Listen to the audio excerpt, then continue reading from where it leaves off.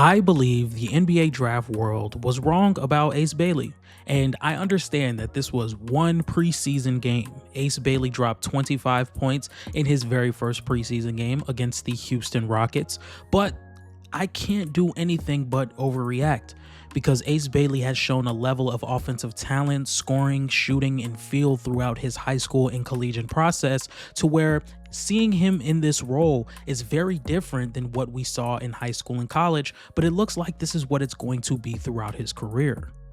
And obviously, when I did my scouting process on Ace Bailey, I said he could be potentially the best scorer out of this draft class. With the size, athleticism, and shot making feel, there's no world where I believe that he could have been a really bad offensive player. But there were some deficiencies in his game for people to believe that he had a very high ceiling and a very low floor. Ace Bailey did struggle with ball handling and playmaking responsibilities at the collegiate level. He struggled to get to the rim consistently on the ball. He struggled to read the floor. He struggled to make decisions, and a lot of that could have led to a lot of turnovers or a lot of very bad shots. But then Ace Bailey was drafted with the 5th overall pick to the Utah Jazz, a team that does not have a collection of on-ball scorers, and it scared me because I didn't think Ace Bailey would be used the way he was used in preseason. I thought the Utah Jazz would want to give him more on-ball responsibilities given the lack of on-ball talent that Utah has, but they put him in the role that I thought was best fit for him in his rookie season. So, ladies and gentlemen, in this episode of At the Buzzer Sports, we're just going to do a slight breakdown on what Ace Bailey did in his first preseason game, what I could expect from him in his rookie season based off of this one game. Yes, one game, because the NBA season's right around the corner. We have a lot of things to talk about in preseason, and I'm going to overreact. I'm sorry, that's just what I do. So, sit down, grab your notebooks, and turn your thinking caps on because we're about to watch some film.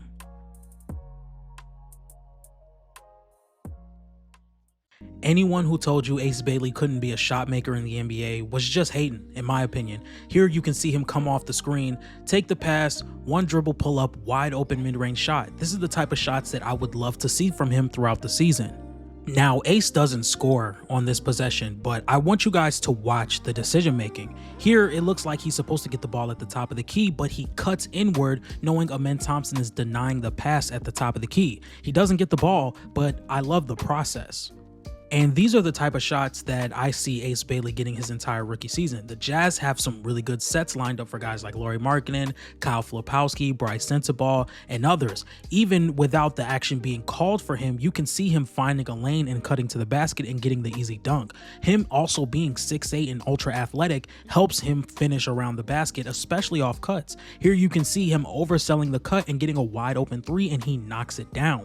Those are some type of shots to where some nights they fall, some nights they don't, but he has the ability to make those. Even with the fluidness of him putting the ball on the floor, I think that can translate into being an ultra athletic scorer in this league. Here you can see him moving around the ball and getting an open look against Amen Thompson. This is stuff that is very gifted and very impressive.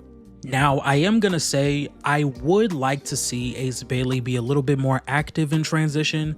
I don't think he's necessarily 100% dialed in on that part of his game because I do think he can be a really good play finisher. Even in this next clip, you're going to see him leak out and just make an open three, but I think as a three-point shooter and as a finisher and lob threat, he can be very effective from there. I do think it's going to take a minute for his ball handling and his on-ball scoring to be as good as his off-ball play, but I think he has all the tools to be a really good off-ball player. Here you can see him fighting with Jabari. He finds a lane and cuts to the basket instantly. I think if he were to play with a real playmaking guard, it would look a lot better for him. Only thing I will say that I saw a few times is his ability to create on his own without being in the action or the action not being for him. Here you can see the much smaller Reed Sheppard on him, and it's not like he's calling for the ball or sealing him or trying to establish good position. He's really just standing there.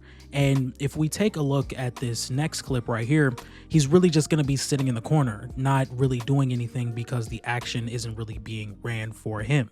And maybe that's what his coach is telling him to do. Maybe that's just what he needed to do in that possession, but I would like to see a little bit more activeness when he's not in the action.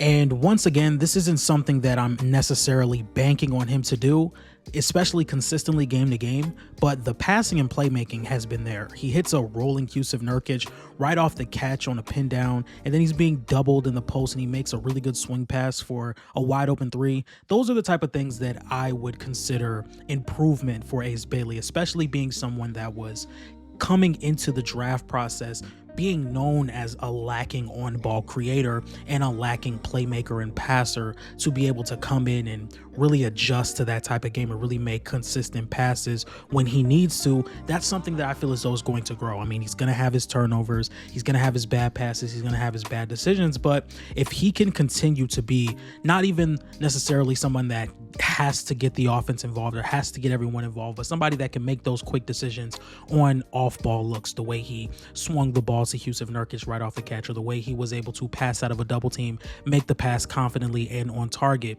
Those are the type of things that I'm looking for improvement in Ace Bailey. So I definitely would give this preseason game A- to A+, because I do feel as though he was being used the proper way, and I feel as though that he was making some good decisions out of these off-ball looks, whether it was one dribble pull-up or attacking a closeout or cutting to the basket or making the proper read. I feel as though Ace Bailey played phenomenally, and I think he went to the right place, especially with Will Hardy as the head coach of this Utah Jazz team. So I'm going to be very interested to see what Ace Bailey does next.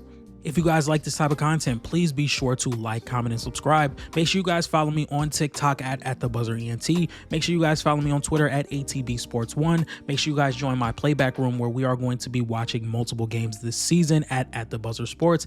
And make sure you guys follow my Instagram at @TheBuzzerSports_. And with all that being said, I'll see you guys next time. Peace.